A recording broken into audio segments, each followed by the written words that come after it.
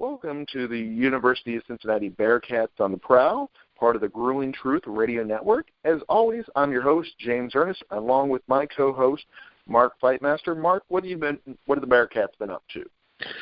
Well, they had a game Sunday against Tulane, I believe it was, or it might have been Tulsa, I forget, but it was Tulsa. Okay, it wasn't a game.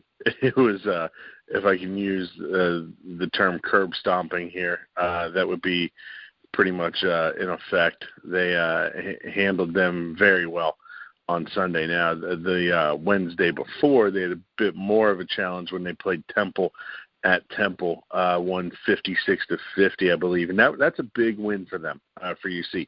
Temple's beaten the last 3 times they had played. And they went out and things weren't looking well for them during the game at different points, and they were able to fight through it and get the job done. So it was that was a very good win for them. The win on Sunday, a little bit expected there. So we'll see, what happens this week. They've got Houston on Saturday, and that's actually going to be a pretty good test for them because it's at Houston. Houston's a team with 3 losses, I believe. I believe they're 11-3. And they're an athletic team, a good team. So going into their house, we'll see what happens. There's some things that happened in the past 2 games, especially Sunday, I believe, was when Cumberland really had kind of his coming out party. He had a great game on Sunday, and I like seeing that out of the true freshman and seeing what he's going to be able to do in league play. One of the more disappointing things for me is Kyle Washington. I was very high on him early in the season. He's kind of disappeared a little bit here and there, and I don't know if he irritated Mick somehow and has lost some playing time, or if it's because he's been ineffective. Yeah, I think there is something to that. Mick has had some issues with him. It feels like he looked like he was injured in one of the Texas Southern game. It looked like he had hurt his leg because, one in general, he just, with his height and all, he has trouble running. It looks like he's, kind of like an injured gazelle half the time. But especially in that Texas Southern game, he just looked like, when he did get injured early in the game, and Mick kept him out there, and it just seemed really weird that he kept leaving him out there when he wasn't doing his best, and because it looked like he was just kind of mad at him. Yeah, you show me what you can do, not, hey, you fell down and hurt yourself. Let's you rest for a minute. Yeah, because he even subbed other people out after that injury, and not him. It just blew my mind. Yeah, and I'm pretty sure it was in Wednesday's game. I was watching it with my brother, and at one point late in the game, somebody had come off the bench after a timeout, and Mick yelled at him in the colorful language that Mick has. I can read lips every once in a while, and would you get the blank off the court? I thought he was yelling at Cumberland because I saw somebody with a number 4 come off. Well, it turns out it was Washington. Oh, yeah. That he was screaming at. Real mad at Washington. I haven't ever seen him so mad at Cumberland because Cumberland, not the Texas Southern, I don't think it was Texas Southern. I think it was the one before that. He had just a killer game as well. Yeah, Cumberland's had about 2 or 3, like you said, coming out parties where it's just like, wow, this guy can play. Same with Justin Jennifer. Yeah, Justin Jennifer. So it's nice seeing those young guys step up. I mean, obviously you want to see it this year, but even if it's not this year, having just that those building blocks. Yeah, and kind of lost in all of it is how well Jacob Evans is actually playing. I saw a stat, and I think it was on Greg Hort's Twitter feed. I'm not 100% sure if that was it, but it was that at this point in his career, Jacob Evans is averaging more points, more rebounds, and I believe more assists than Sean Kilpatrick was at the same point in his career. Wow. And I think that goes underappreciated because we just expect this now to Jacob Evans, and you don't notice, maybe he only scores 17 points in the game, has 5 rebounds and a couple assists. But cumulatively, what he is doing is impressive. He's a very good player. You're right. And he's so consistent. Yeah, it's not he that is. He has one big game. He does it every night. Mm-hmm. Exactly. There's him, and there's the other guard that's doing really well for him. I want to say number 10 or number 11. Oh, 10. Copain. Yeah, Copain. Yeah, him and Copain. Yeah, Copain. Are just doing an excellent job. But you're right. Yeah, Evans. Yeah, I mean, at the start of the season, everyone was talking about him in Washington, and you're right. Now they're not really talking about him as much because, yeah, he's doing what he's supposed to do, not getting credit for the amazing accomplishment he's doing. It's just kind of taken for granted. Yeah. Right, and that plays into the whole team aspect of basketball. You know, I mean, when Jacob Evans doesn't have to do much more than his 17, 18 points a game. You know, because you've got Copain, you've got Cumberland, Gary Clark is stepping up. Oh yeah, Clark and had a really great game the other night. And I have never been the biggest Gary Clark fan.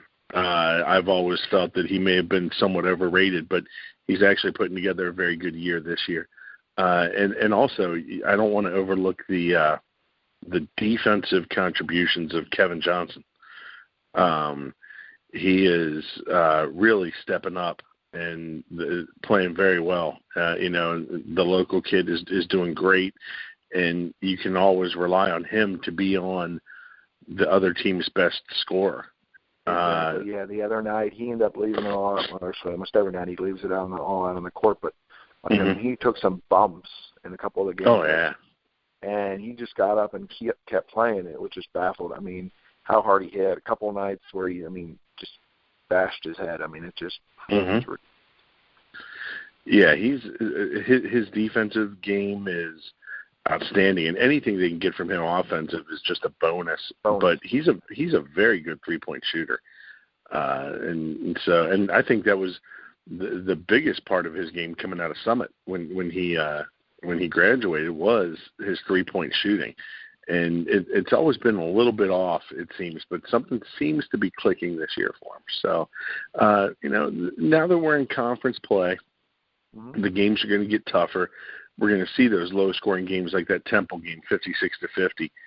I think if UC can keep their opponents under 60 points, they're going to win a lot of games in the conference and ultimately be in the tournament in March Madness, which is the goal of everyone. How deep they can go, who knows? But they are right now. They're kind of a fun team to watch, albeit frustrating at times too. Yeah, that is true. Yeah, because Mick was coming in the Marshall game. Oh gosh. Oh yeah. You can imagine how happy he was after that. Who? And Mick Crone, the coach. He's like, they scored 129 the other night or 100 and whatever it was. Yeah, he's like, I kept looking for that banner that said we scored 100 and whatever. Yeah. Oh, yeah, he was just so mad. I'll tell you what, I've never seen anything like I saw in that Marshall game with the threes they were making.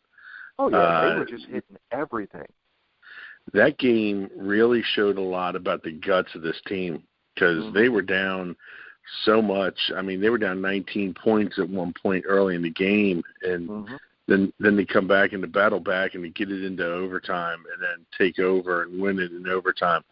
Really tells you a lot about this team because, Marshall had no business keeping it that close. I think when we talked, UC was like a 19-point favorite. Exactly. But Marshall gave them everything they could handle, and that was a very interesting game.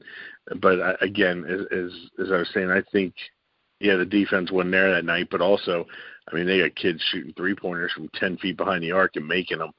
Exactly. Yeah, because the fact that they battled back showed a lot. Coach was all mad about it and saying that that they weren't playing defense. I don't think that was the issue. I just agree with you. I agree with you 100%. I think Marshall was just hitting everything, no matter what they would have shot, no matter where they shot it from, they were hitting, and it was just unbelievable shooting on their behalf. Number 33 and number 2 just could not miss. Yeah, everything they threw up was going in. Shoot, they even had their big man hit 3 or 4 threes. That was the kind of night they were having, But, again, that was a great win for the Cats. Now we'll see what they can do here in league play. 2-0 in the league right now. So keep it going. UConn was the other team that was supposed to be towards the top of the conference, so we will see what happens there. I think when all is said and done, we're going to have to watch out for South or Central Florida, I forget which one.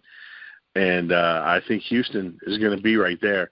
So this game on Saturday is going to be a big one, especially if we can go down there, get a win down at Houston. Exactly. That's always huge. Mm-hmm. Especially road wins, man. Exactly. Yeah, because, good teams, win the games they're supposed to at home. Great teams win the games that they need to on the road. Yep. Yeah. So we'll see which one this team falls under. The win at Temple was nice, though, and it showed some good signs in that game. So hopefully they'll be able to continue at Saturday against Houston. I agree with you 100%. Switching over to football, of course, first thing I did want to do is I want to mention Dominic Goodman, our occasional co-host. He just recently got a new job. That's why he hasn't been on the show too much late. However, good news for him, he is now going into the La Rosa's Pizza Sports Hall of Fame. Yeah, I saw that. That is so cool. Yeah, that is very cool. That's a big deal. Mm-hmm. Nice big honor like that. La Rosa's been doing that for, I think, 10, 15 years, maybe 20 years. They've had that going for a while now. So, going from just someone who's won, the weekly or yearly award to the Hall of Fame is really nice. It is. It's a big accomplishment. And then for no apparent reason, he's also decided he wants to be a kicker. I was bored and was looking at his YouTube or Facebook page, and he's kicking 40-yard field goals. Yeah. Don't get me wrong, it wasn't against any defense, but shoot, if we still had an arena team, we'd probably be trying to talk him into a comeback. Or no, wait, he's already in the AFL. Never mind. Yeah, he is. He's got a team. I keep forgetting, that because usually a lot of the guys we talk to on our show are retired, but shoot, he's still a top wide receiver in the AFL. Hey, maybe with doing that, maybe he can get 2 contracts for his team. Get paid double for doing 2 positions or something. Exactly. Who knows? It's all good. But he had some video up there on YouTube or Facebook, and he was 40-yarders like it was nothing. It was great. Because I can get about 25 or 30-yarders, but 40, I'm like, I ain't getting it. Hey, it's good to be athletic, man. Exactly. And then, of course, the other big news with UC football is the head coach is now available to start focusing on UC. Doesn't have to worry about any of the Ohio State obligations anymore. Yeah, and perhaps the way his defense was playing, he may have checked out a week early. I don't know. Mm-hmm. But, it's good. It's good for Luke, get him down here, get him working. I believe today he announced Marcus Freeman is the defensive coordinator, former linebacker at Ohio State, played for him, and then went and coached at Purdue for a while. And then they also hired a special teams coordinator, Dan Bishop, I believe is his name. So we got those 2 coaches in place. And then it was yesterday, I believe, or they got the big news from Jarrell White from LaSalle. I believe he's a 4-star prospect, and he decided to stay home. Which is nice. Yeah, I was going to say, staying home here in Cincinnati. I've heard they're more leaning to put him on defense than on offense. But he can definitely play offense. Obviously a great running back there at LaSalle. Great hands. So, could also play slot. And then they're looking at a more nickelback, cornerback for the future. So, and with my sons play football at St. Ignatius, which a lot of the kids from St. Ignatius end up going to LaSalle. And so we get to see some of their games, and he is impressive, to say the least. Now, to see how it translates on the next level, it's going to be fun. And also this is a good indicator. If Luke can get there and get into the kids' ears and keep the local kids here, which we've said several times on this program, I think was one of the big failings of Tommy Tuberville. If he can do that and keep those good prospects here, it's going to go a long way for him. So that signing is huge. I believe the hiring of his defensive coordinator and his special teams coach are huge as well. I am going to be interested to see what he does on the offensive side of the ball, who he hires. He obviously is a defensive-minded person and coach, so he's going to need a lot of help on that offensive side. Tim Beck, who was at Ohio State, he bolted and left to Texas to go coach with Herman. He's going to be the offensive coordinator there, which I don't think is going to break the hearts of many Buckeyes fans, to tell you the truth. But we'll see if he can pull somebody. He hired the offensive coordinator from Notre Dame. Yeah. I'm sorry, I just talked myself completely through that. That's huge because this guy was the assistant head coach for Brian Kelly, and he's at Notre Dame. He's going to leave there and come here. That's a major get for him. So now we'll see how he fills out the rest of the staff on the offensive side. But I like what he's doing. Yeah, and I kind of see why he would want to leave Notre Dame and come down to here. And my theory on that is just like I forgot, it was somebody from Q102 was interviewing the athletic director at UC about the hiring and about, hey, do you want to avoid trying to get someone who's just going to use this job as a stepping stone, or are you okay with that? And of course they said okay with it, as long as they're helping us win, right now that's all that really matters. And my theory on that is if the coach can come down here, 3-4 years, leave, get another job, then of course the offensive coordinator, if they're doing that well, he'll just step in and then he'll have the UC job. And obviously with him coaching before with Kelly and all, he knows the UC job's not a bad job to have, so it all kind of works out for everybody. Right. And then also I think there might be a little bit of, and I say this with a little bit of spite towards Brian Kelly, but perhaps rats jumping off a sinking ship. He sees what's happening in Notre Dame and sees the potential here. So I think that's a good move. And I think that happened since the last time we talked. So, and I apologize for forgetting about that. There's been so much UC news. But it's setting up well. We got to fill in some other spots. I think I saw somewhere they brought Joker Phillips in maybe to be a wide receivers coach, the former head coach at UK. And he had done some work at Ohio State. So he'll be there, and he expects Fickell to surround himself with people he knows, obviously, and people that he trusts. So this is going to be, I'm trying to think of the best way to say it, a fun season. This first season is going to be a transition season. He's going to be dealing with Tuberville's guys. Exactly. He's going to be trying to do the best that he can with them, and this is new to him. Yeah, he had that year at Ohio State, and he stepped in and did well. Not in Ohio State terms, I think, but he did well enough at Ohio State.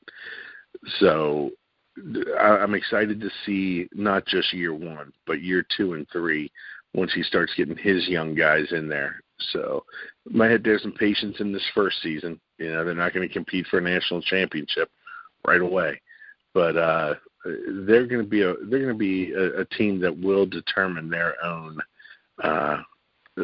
path. What was it? J.K. Schaefer, who used to play for LaSalle and then played for the Bengals after playing at UC. He had said, he put something on Twitter, I believe, where he said, if Fickell can keep the local guys, UC will be competing for American Athletic Conference championships and eventually possibly even more down the road. Exactly. Yeah, if they can keep doing well, progressing kind of like how they had been, then they can, be one of those teams that move up to another conference. Right, and we've talked about it before. I think the